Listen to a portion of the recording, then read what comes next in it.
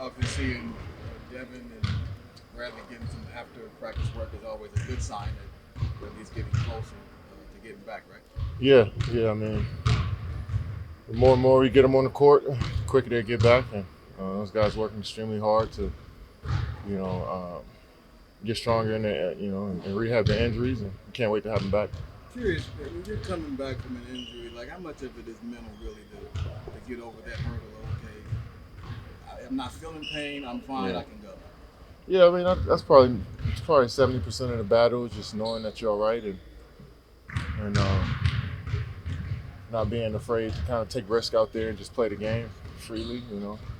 Trying to think about getting injured again when you get hurt. But those guys been through it before, so they understand what it's like, and they know the mental preparation it takes for you to come back from that. So looking forward to having them. And, it's always good having them on the court and practice and giving their input as well. In terms of that balance between finding your spots and finding open guys last game, what do you feel kind of improved in terms of spacing or just being able to build that flow a little bit better? Yeah, just there's more reps at it. I think just what we put on film in the LA game was good for us. Even though we lost the game, we still can learn from what we did on both ends of the floor. So, obviously I know people watching us want it to be perfect at all times with the roster we have and just the excitement around the team, but it's also still an adjustment period of trying to figure things out, different schemes, and it's going to be nights that are better than other nights. So I think last Utah game was a step in the right direction, and hopefully we keep building off of it. What have been your thoughts on the floor for the in-season tournament? Is that something that could distract you as a shooter, or what do you think? We'll see once we play on it, but I wouldn't say it's going to be a distraction. What have been your thoughts on Wembanyama so far? Just an exciting player, talented, very, very skilled and gifted. Can do a lot of things on the floor, and they got a long, athletic team that can shoot the basketball. They play with energy, and he's probably the anchor and all of that. So we got our work cut out for us. With the way Coach Pop is using him as a helper, just how does that affect the offense when he could be kind of roaming around at times? Yeah, those tall, long, athletic guys that just track the ball all game, look for weak side blocks. They're tough to play against, and he's no different. So we got to be aware. You to Scott and his family over there. I think I saw you waving over there at them. Have you met them before? Yeah.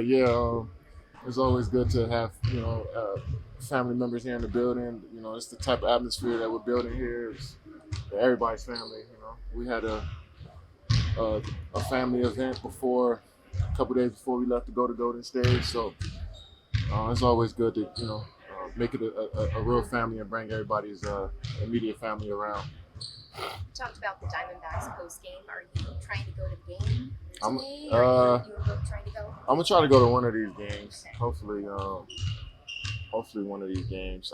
But if sure gonna watch it and follow the game on TV if I don't go. But I'm excited for the Diamondbacks in the city of Phoenix and the state of Arizona. I mean, it's gonna be electric in there tonight.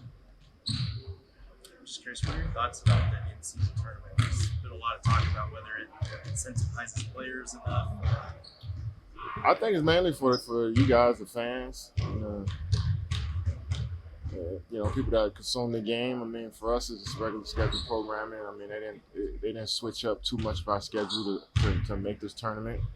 But I think for the fans, it's an opportunity to know it's more at stake throughout the regular season, because fans only want to watch the playoffs and the series and, the high intense moments. So the NBA creating a high intense moment in the regular season, since a lot of fans were complaining about stuff like that years prior. So hopefully they enjoy it this year. I know the players going to come out and try to play as hard as they can every game and make for a good product on the floor. So hopefully the fans enjoy it. Where do you feel like you guys made the most growth offensively in the last game? You had 3 quarters where you shot over 50%. Just feeling it's a make or miss league, guys confident in their shots, took their shots with confidence, and they went in. It's that simple. Do you think that building your guys' team chemistry? I know sometimes that takes some time, right? Do you think as you guys start to build your team chemistry that your guys' turnovers may decrease? I I think we got good team chemistry now. I don't think those two things line up, like chemistry and turnovers. I mean, you have great chemistry. I played on the Warriors. We had amazing chemistry, but we had a problem with turnovers too.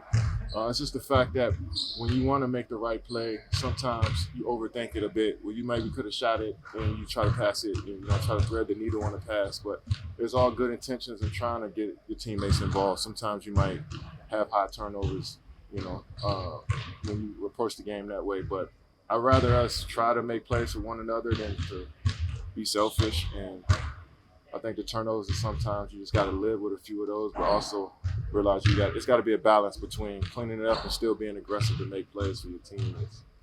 Thank you.